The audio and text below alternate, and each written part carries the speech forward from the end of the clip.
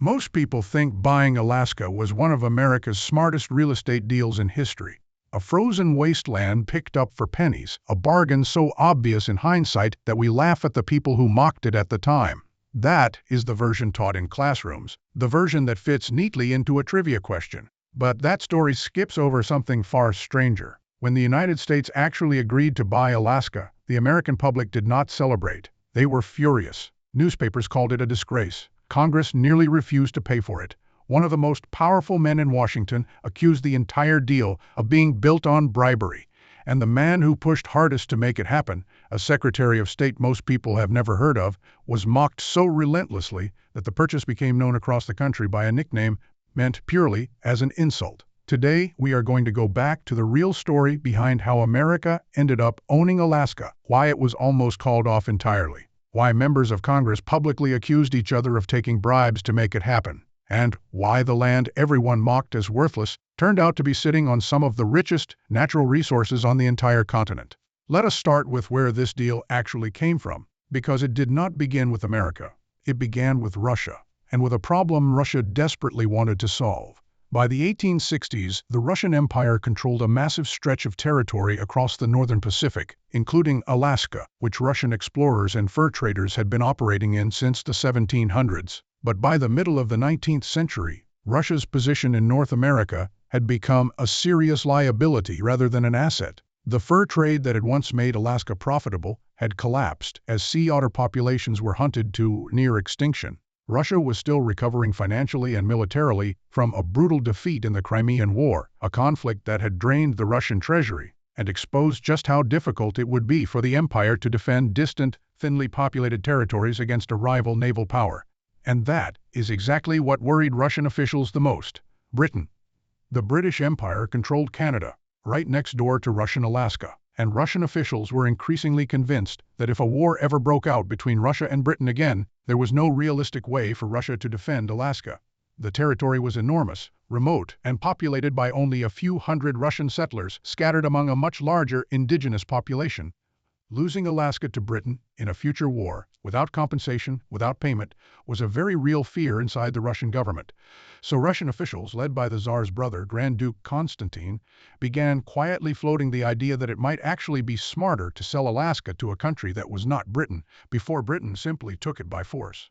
The obvious buyer was the United States, a rising power with no existing colonial rivalry with Russia in the region, and a country that Russia had actually maintained relatively friendly relations with during this period. For years this idea sat mostly dormant, discussed quietly but never seriously pursued, partly because the American Civil War consumed the entire attention of the United States government throughout the early 1860s. But once the war ended in 1865, the door opened again, and the man who would walk through that door, who would become the central figure of this entire story, was a man named William Henry Seward. Seward was serving as Secretary of State under President Andrew Johnson, having previously served under Abraham Lincoln. He was an ambitious, expansionist thinker who genuinely believed that the future strength of the United States depended on extending its influence across the Pacific, toward Asia, toward trade routes that he believed would define the coming century. Seward had survived an assassination attempt. On the same night, Lincoln was killed, a brutal knife attack that left him permanently scarred, and he carried forward with an almost restless intensity in the years that followed, determined to expand American territory and influence wherever the opportunity arose.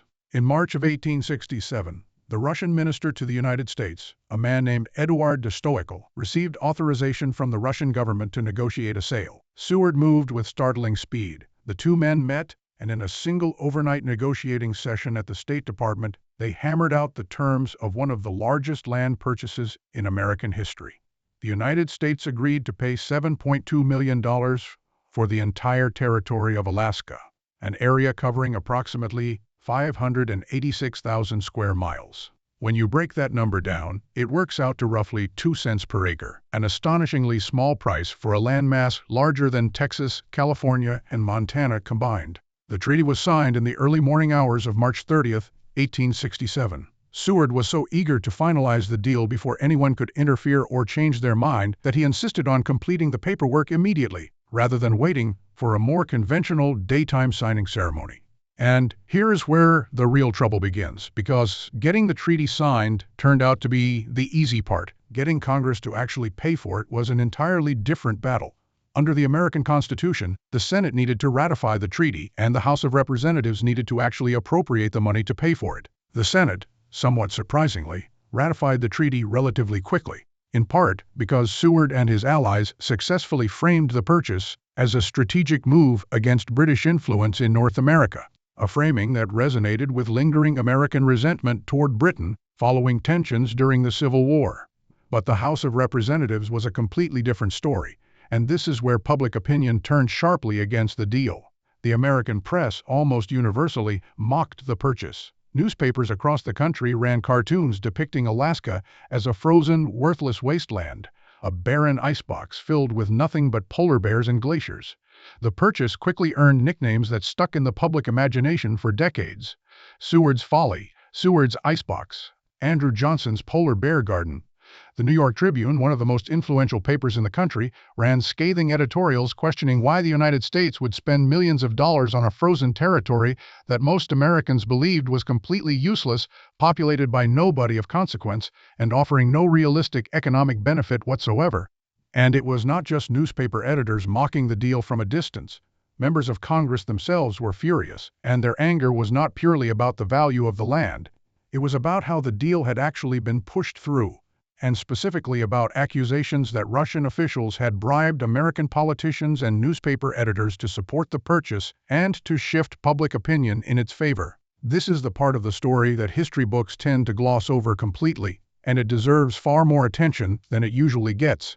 The House of Representatives held up the appropriation of funds for over a year, refusing to actually authorize payment to Russia, even though the Senate had already ratified the treaty. Thaddeus Stevens, one of the most powerful and combative members of the House at the time, led fierce opposition to funding the purchase, and rumors swirled through Washington that Russian Minister Eduard de Stoical had been distributing bribes to newspaper editors and members of Congress to build support for the deal and break the deadlock. These were not vague, unfounded whispers. A congressional investigation was actually launched to examine exactly how much money had allegedly changed hands, who had received it, and whether the purchase itself had been secured through outright corruption rather than legitimate diplomacy. Testimony, and later historical research, suggested that Stoical had indeed spent significant sums, potentially well over $100,000, an enormous amount of money at the time, to influence journalists and lawmakers, essentially running what amounted to a lobbying and bribery campaign to secure congressional approval for the funds. Some historians believe money was funneled to specific congressmen to secure their votes. Others argue the payments were used more broadly to shape newspaper coverage and public sentiment rather than directly buying individual votes. But either way, the fact that a formal congressional investigation into bribery was necessary just to secure funding for the Alaska purchase tells you everything you need to know about how controversial and how genuinely scandalous this deal actually was at the time. This was not a quiet, universally admired transaction. It was a purchase so contested that Congress itself suspected corruption at the highest levels of its own government. Eventually, after more than a year of political fighting, accusations, and delay, the House of Representatives narrowly approved the appropriation of funds in July of 1868, and the United States finally paid Russia the $7.2 million owed under the treaty. The formal transfer ceremony took place in Sitka, Alaska, on October 18, 1867, where the Russian flag was lowered and the American flag was raised for the first time over the territory, a date still commemorated in Alaska today as Alaska Day. But even after the transfer was complete, Alaska remained, for decades, exactly what the newspapers had mocked it as being: an afterthought. The United States government did not even bother creating a formal territorial government for Alaska until 1884, 17 years after the purchase. For most of that time, Alaska existed in a strange legal limbo, administered loosely by the military, with almost no formal infrastructure, no organized system of local governance, and very little federal investment. Most Americans simply forgot about it entirely. It was, in the popular imagination, exactly the frozen wasteland the newspapers had described, a distant, irrelevant piece of land that the government had inexplicably spent millions of dollars acquiring. And then, in 1896, everything changed. Gold was discovered in the Klondike region near the border of Alaska and Canada, triggering one of the largest gold rushes in North American history. Tens of thousands of prospectors flooded into the region, desperate for a chance at sudden wealth, and Alaska, almost overnight, transformed in the public imagination from a worthless icebox into a land of genuine opportunity. Suddenly, the same newspapers that had mocked Seward's folly for decades were running breathless stories about fortunes being made in the Alaskan frontier. But the gold rush was only the beginning of what turned out to be one of the most staggering resource windfalls in American history.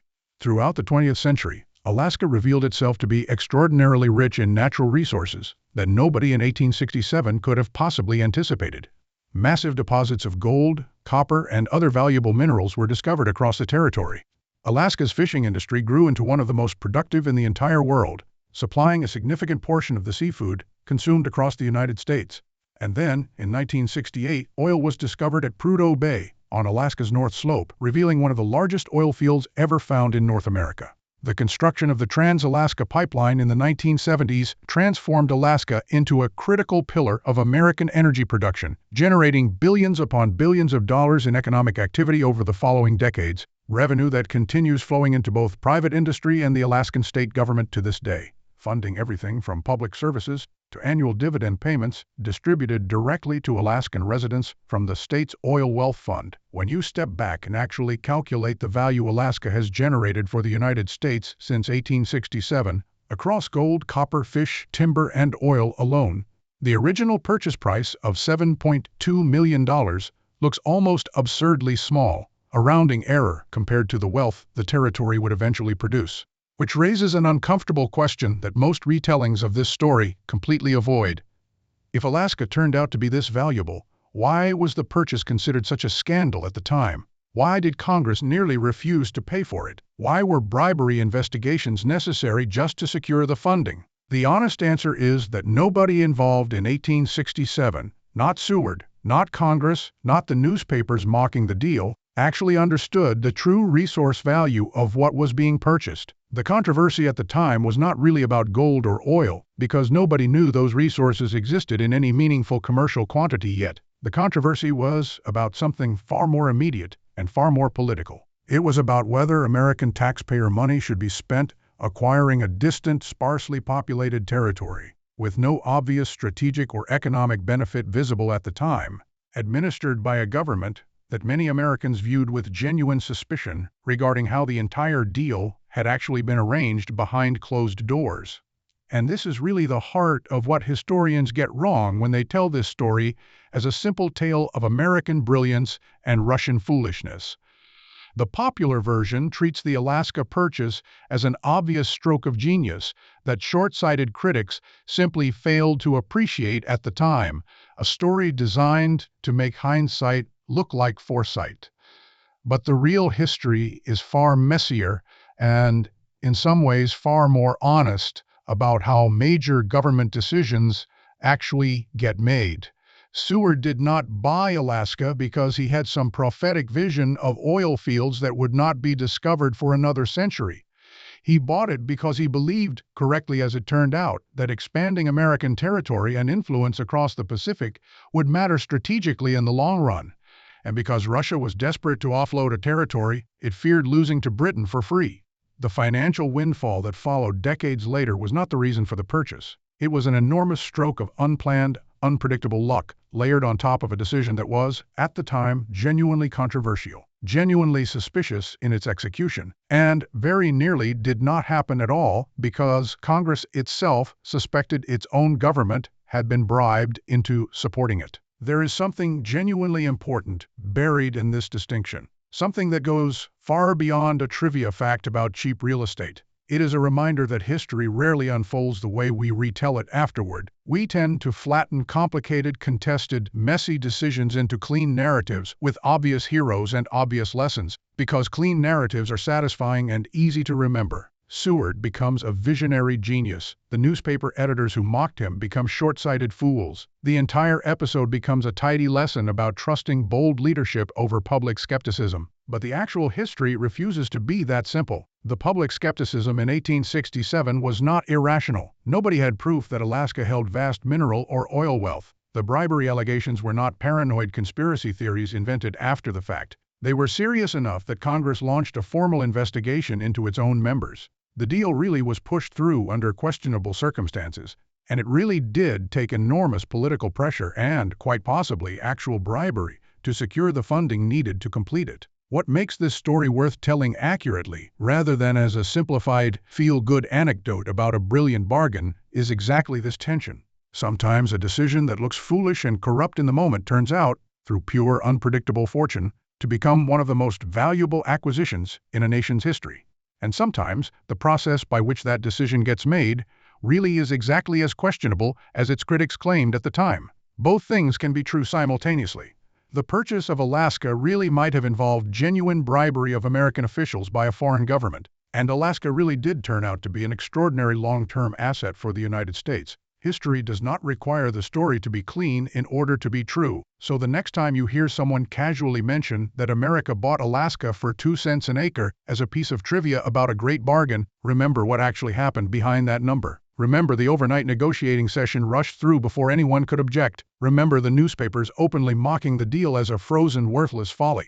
Remember the House of Representatives refusing for over a year to pay for a treaty the Senate had already ratified. Remember the congressional investigation into whether Russian officials had bribed American lawmakers and journalists to secure approval. And remember that the incredible wealth Alaska eventually produced, the gold, the fish, the oil, was not the reason anyone bought it in the first place. It was an unplanned, unimaginable stroke of luck that nobody involved in 1867 could have possibly predicted, layered on top of a purchase that very nearly collapsed under the weight of its own controversy.